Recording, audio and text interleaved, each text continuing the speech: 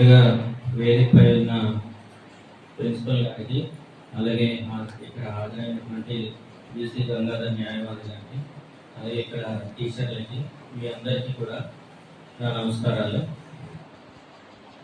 ముందుగా మనము ఈ కోర్టు చట్టాలపైన అవగాహన అనేది కల్పించుకోవడం అనేది ప్రతి ఒక్కరికి కూడా ఈ రోజుల్లో చాలా నెసెసిటీ, అంటే అవసరము. మన రాజ్యాంగం ఉందని తెలుసు కదా, కాన్స్టిట్యూషన్, ఇండియన్ కాన్స్టిట్యూషన్ ఉందని తెలుసు కదా అందరికీ కూడా. మన 10th క్లాస్ వరకు ఉన్న దాంట్లో సబ్జెక్టులో ఎంతో కొంత right to equality, right to education, right to freedom, ఇవన్నీ ఉంటాయి. కాన్స్టిట్యూషనల్ రైట్స్ అంటారు. ఇవన్నీ కూడా మన పుట్టుకతోనే ఇట్లాంటివన్నీ, ఈ రైట్స్ అనేవి క్రియేట్ అవుతాయి. ఈ క్రియేట్ అయిన దాంట్లో మనకు మనం రక్షించుకోవడంలో చట్టాలు పార్లమెంట్లో జరుగుతాయి కదా, కొత్త కొత్త చట్టాలు తయారవుతాయి. అవి మనకి తగినట్టు మనకి ఆమోదించుకొని, మనకి నేరాలు, అంటే ఒక నేరం జరుగుతుందంటే ఇప్పుడు 3 చట్టాలు కొత్తగా 2003లోని అమెండ్ అయినాయి. ఇంతకుముందు Indian penal code, evidence act, తర్వాత క్రిమినల్ ప్రొసీజర్ కోడ్. ఇవన్నీ కోర్టుకు సంబంధించినవి. మీకు తెలియదు అంటే కొంతమంది తెలుస్తాయి, కానీ చట్టాలపైన అవగాహన అనేది దీంతోనే మొదలవుతుంది. అంటే ఎవరైనా నేరం చేస్తే వాళ్ళని చట్టం దృష్టిలోకి తీసుకురావడం ఎట్లా అనేది ఈ 3 చట్టాలు చెప్తుంది. అంటే పోలీసు వారు, అంటే మనకు ఉన్నది పోలీస్ వ్యవస్థ, తర్వాత పొలిటికల్ వ్యవస్థ, తర్వాత కోర్టు వ్యవస్థ, ఈ 3, తర్వాత ప్రెస్ అనేది 4 స్తంభాలు ఉన్నాయి మనకి కాన్స్టిట్యూషన్ ఇస్తుంది. ఈ వ్యవస్థలోని చట్టాలు తయారవుతాయి. చట్టాలు ఏం చేస్తాయంటే నేరస్తుల్ని తీసుకొచ్చి కోర్టు ముందు నిలబడతాయి.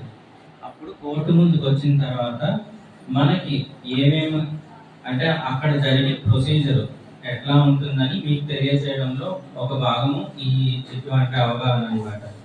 పోక్సో చట్టం ఉంది. పోక్సో చట్టం అంటే protection of child from sexual assault. అంటే 18 ఏళ్ళ వయసు లోపు ఉన్న వాళ్ళందరికీ కూడా ఈ చట్టాలపైన ఈ యొక్క చట్టం రక్షణ కల్పిస్తుంది.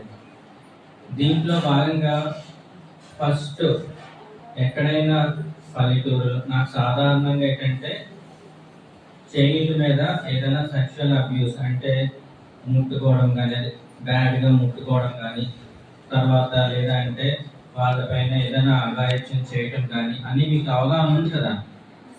అంటే ఉమెన్ మీద, అదే గర్ల్ చైల్డ్ మీద సెక్షువల్ అసాల్ట్ అంటే బ్యాడ్గా ముట్టుకోవడము, లేదు అంటే ఏదైనా తనకు ఇబ్బందికరమైన పరిస్థితులు పుట్టించడము, అవన్నీ జరుగుతాయి.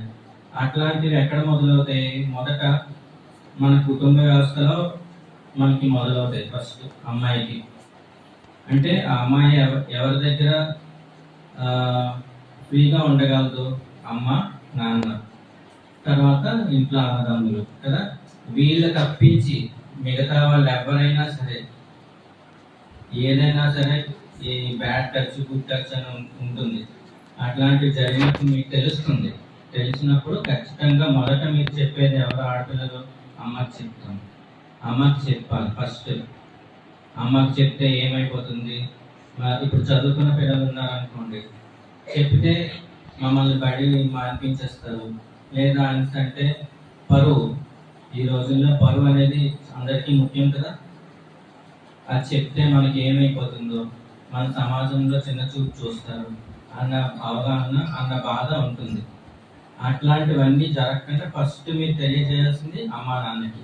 లేదు అని అనుకుంటే మీరు చదువుకున్న స్కూల్లో టీచర్కి చెప్పాలి, ఖచ్చితంగా చెప్పాలి. చెప్పితే వాళ్ళు ఆలోచన చేసి మిమ్మల్ని ఎట్లా ఆ సమస్య నుంచి బయటపడేయాలి అని చూస్తారు. ఇప్పుడు పోలీస్ స్టేషన్లో కంప్లైంట్ ఏదైనా వచ్చిందనుకోండి, ఇట్లాంటి సమస్య ఏదైనా వచ్చింది, పోలీస్ స్టేషన్లో కంప్లైంట్ ఇస్తారు. పోలీస్ స్టేషన్లో కంప్లైంట్ ఇస్తే మొదట ఇవ్వాల్సింది తల్లిదండ్రులు లేదా టీచరు.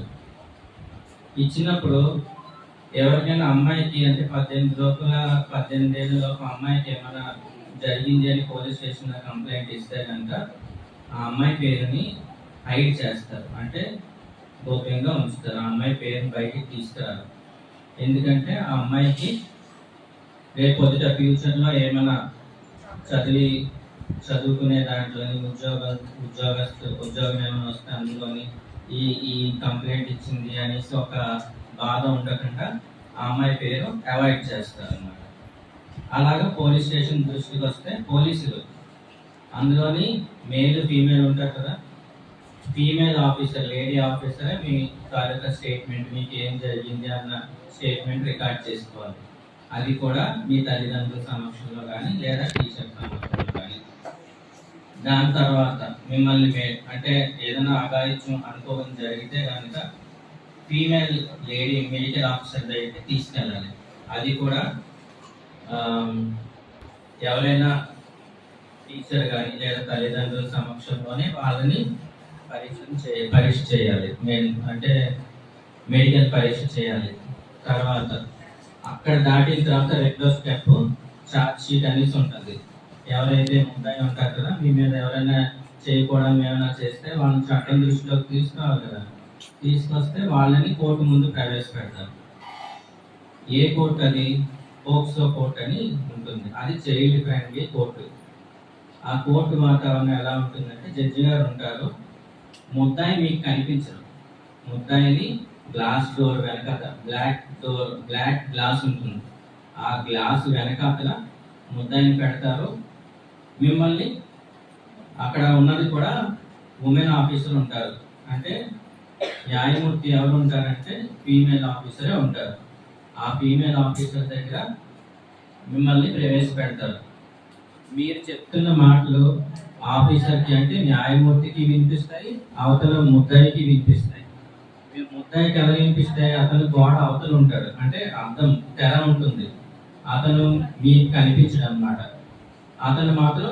అతను చూడడానికి మీకు కనిపిస్తాడు, మీ మాటలు వినిపిస్తాయి. అట్లాంటి వాతావరణం అనేది కోర్టులో ఉంటుంది. అంటే దేనికి పెట్టారు?